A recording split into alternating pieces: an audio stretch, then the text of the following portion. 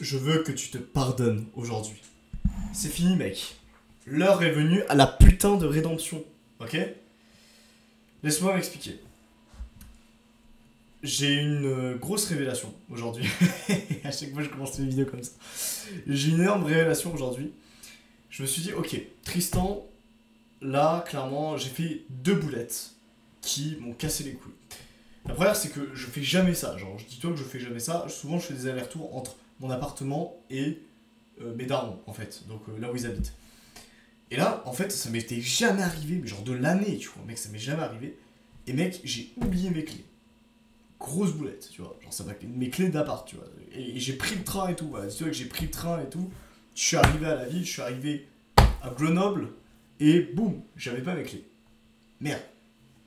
Donc, première boulette. Deuxième boulette. En fait, la première. En fait, ça c'était la deuxième boulette. La première boulette a enchaîné cette boulette-là, je pense. Et je vais t'expliquer pourquoi. Je vais t'expliquer tout le processus mental qui a fait que j'aurais pu faire, par exemple, seulement une erreur aujourd'hui. Et au lieu d'en faire une, j'en ai fait deux. La première erreur, c'était quoi? C'était un truc à la con, c'est simplement que j'ai raté mon train, première fois, parce que je m'étais pas préparé en fait. Parce que je n'étais pas organisé. Et je me suis pas dit, ok, je vais dans la voiture 10 minutes avant. 10 minutes avant, par précaution, par sécurité, je vais dans la voiture. Donc, je rate mon train une première fois, je prends celui d'après, pas de souci. Sauf que, pendant l'heure dans laquelle j'ai raté mon premier train, j'ai perdu du temps, mais surtout, je me suis pas pardonné en fait. Je me suis pas pardonné. En fait, sur le papier, je gardais mon sang-froid, tu vois. J'étais avec des membres de ma famille et tout, j'étais avec ma mère, etc. Je gardais le sang-froid.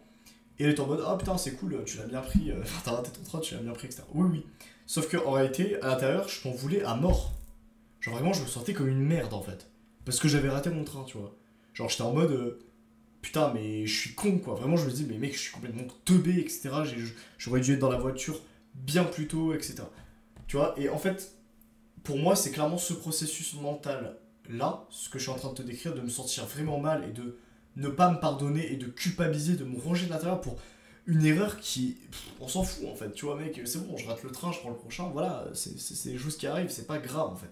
Mais je m'en suis voulu et inconsciemment, ça m'a rongé en fait. Ça m'a rongé et c'est ça qui a fait que, selon moi, en fait, ben, j'ai fait une autre boulette parce que je me suis dit, ah vas-y, ça y est, tant qu'à faire, tu vois, inconsciemment, j'ai dû me dire ça en fait. Tant qu'à faire, autant faire une autre boulette, tu vois. Et du coup, j'ai oublié mes clés et j'ai fait là c'était une boulette qui est un peu plus casse-couille, ok. Bref, j'aurais pu clairement éviter ça. Comment? La question c'est comment? En me pardonnant, tout simplement. J'essaie de faire un travail de conscience en ce moment qui est game changer et qui m'a déjà changé la vie à maintes reprises. C'est le travail de conscience de pas juste se pardonner, mais de laisser au passé ce qui est au passé et de uniquement se focaliser sur le présent. Pour moi aujourd'hui, c'est quelque chose que la plupart des gens n'arrivent pas à faire, de mon expérience, mais au-delà de ça, que moi-même pendant très longtemps je n'ai pas su faire. Et c'est surcheaté. En fait, c'est surcheaté, c'est super pété d'arriver à faire ça.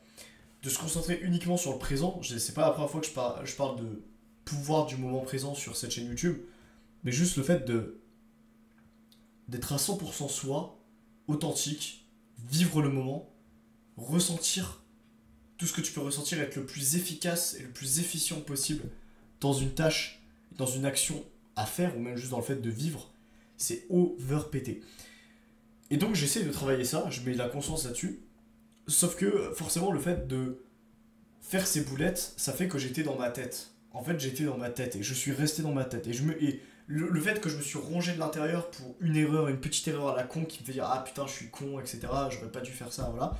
Le fait de m'en vouloir, en fait je fais l'erreur qui est classique de rester dans sa tête.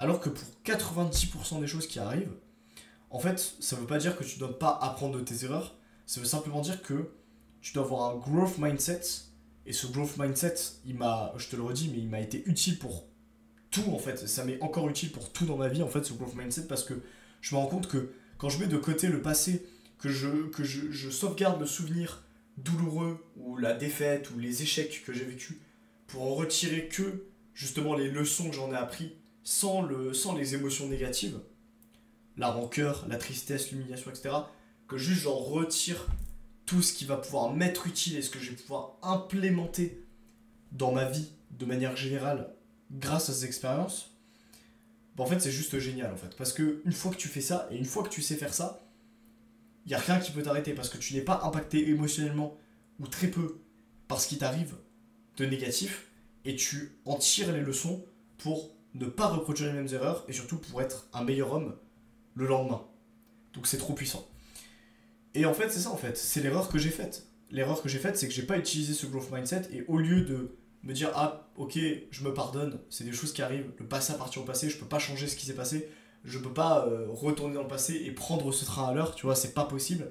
Ok, juste, je mets ça de côté, c'est des choses qui arrivent, je suis humain, je suis pas une machine, je suis pas une machine, la prochaine fois, j'arriverai à l'heure. Bah, au lieu de me dire ça, j'ai culpabilisé. J'ai culpabilisé. Et donc, si tu dois retenir une chose de cette vidéo, c'est ça, c'est quand tu te retrouves dans une situation dans laquelle, ok, t'as fait une erreur, t'as fait une bourde, t'as fait un truc con, ben ne t'en veux pas, ok?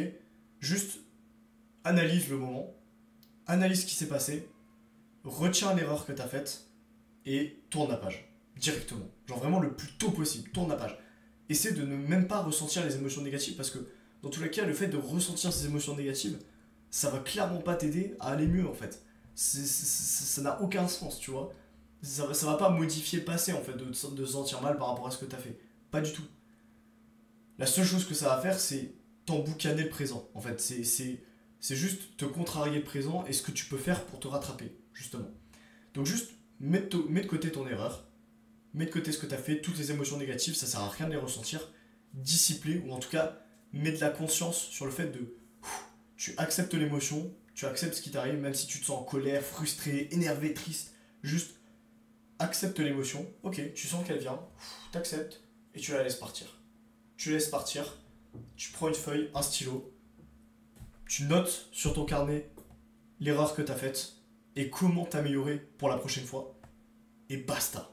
Et basta. Et tu passes à autre chose. Et tu t'en veux pas pour ça. Et tu te pardonnes. Je veux que tu te pardonnes. C'est tout. C'est aussi simple que ça. Voilà, vidéo très rapide. 7 minutes quand même. Prends soin de toi. Atteignons nos ambitions. Oh, j'allais oublier. Évidemment, je te fais le petit rappel d'appel. Réserve un appel avec moi. Ok, là je te mets le lien dans la description. Là maintenant tout de suite, si t'as envie d'avancer avec un mec qui a la déterre comme moi et que t'as envie que je t'aide sur ta situation, que je t'apporte de la valeur sur le business, sur le développement personnel, sur le sport, sur les relations sociales, tu sais à qui faire appel, je te laisse directement réserver un call. A très vite, atteignons nos ambitions. Let's go.